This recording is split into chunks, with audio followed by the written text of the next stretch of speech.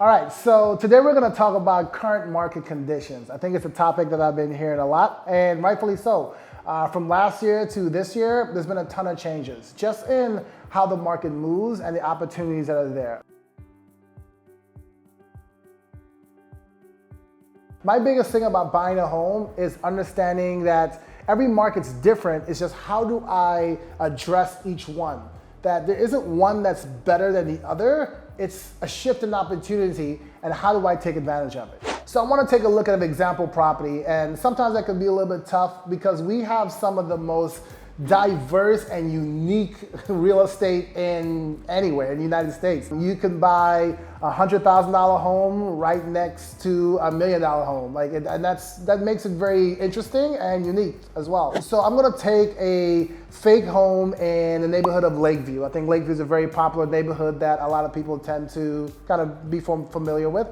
And we're gonna look at this home and we're gonna say it's $390,000. So at $390,000, this home in Lakeview last year was at, I can say, a 3.5% interest rate. So just for numbers purposes, on this $390,000 property, not looking at taxes and HOAs because it makes it a little bit more difficult to do this, you're looking at about $1,751 in a monthly payment with a 3.5% interest rate. One thing I always say, I think is another caveat, is people always say, when's the right time to buy? Well, it was last year and today. The same thing that somebody will tell you if they were in the stock market. Like, when was the best time to buy Apple stock? Well, 1984. And then today.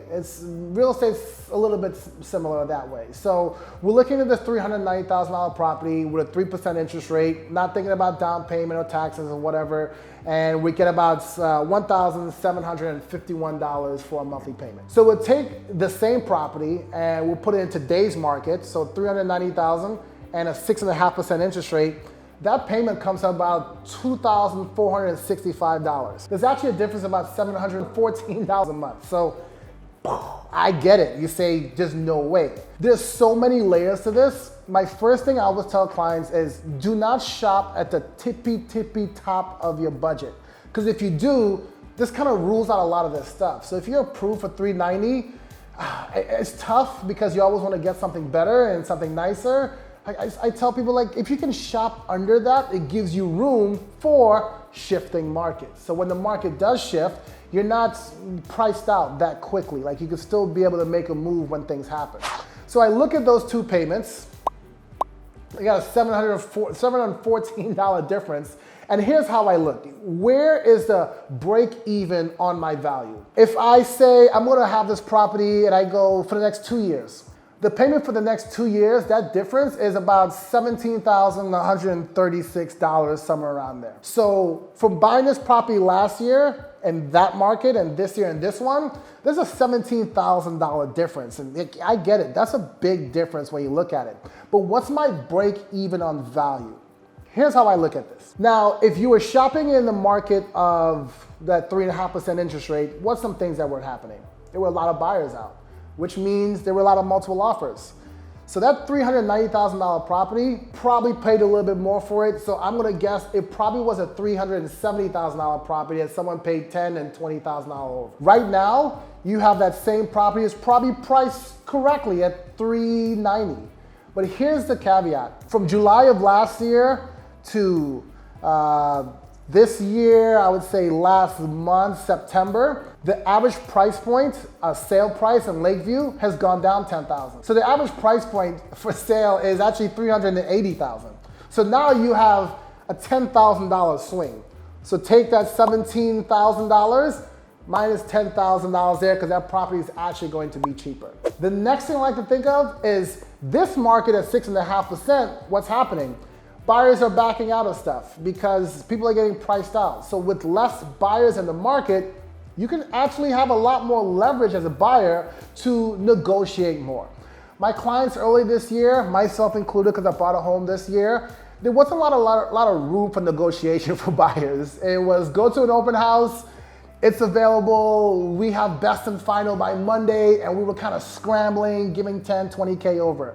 Now it's not like that. A good property will still sell in multiple offers regardless of the market, but it's not every property. So as a buyer, you have a lot more room to negotiate. You have a lot more negotiating power. So there's things that you could probably ask for that you wouldn't get in the market of last year. Here's an example, asking for credits at closing. Something you probably wouldn't get when it's 3.5% interest rate and all these people are looking. But now, you probably can ask for credits at closing. It all depends on the property. So let's say closing costs are about 3%. And you say, hey, Mr. and Mrs. Seller, I would like you to pay for closing costs. I will give you your list price. That comes to somewhere around $10,000. So now we have a $20,000 swing when something that was a $17,000 difference. And this is what I was talking about, finding your break-even point in value. Let's say you probably weren't able to get them to pay for 3% closing costs. Let's say you got them to pay for 1.5%, half of that. It's still about $15,000, $16,000 difference. So that difference of, let's say $1,200 over the next 24 months, is that really gonna break you when you do it as a monthly payment? Probably not. So you can still find that dream home. You can still shop in this market. You just have to adjust and figure out what's your break-even point. When you're looking at the market from 3.5%, it's easy to see my monthly payment now, today. But your mortgage, you're probably paying it for the next 6, 7, 8, 30 years if you're gonna be here that long. So you have to start looking at your future plans of when is my break-even point. Here's another thing. Let's say you took that credit that the seller was gonna give you, and instead of applying it to your closing costs, you brought your interest rate down. Depending on the lender, you can bring that down 0.5%, maybe a full percent, and that monthly payment now is even less for a longer period of time. Here's another thing, refinancing. And I've talked about this before, but refinancing is such an opportunity that people don't tend to look at. You can refinance down the road. I would say every 18 to 24 months, there tends to be a shift in the market that gives you an opportunity to refinance depending on what your rate is. So let's say 18 months from now, rates come down, you have an opportunity to refinance. And every lender will show you those opportunities and how it's gonna be geared towards you. And to wrap it all up, in the end of the day, it's all about the opportunity. Looking at the current market, figuring out where the opportunity is, and be able to make a move you feel comfortable with. And if you have questions, you know who to reach out to. I'm here to help you.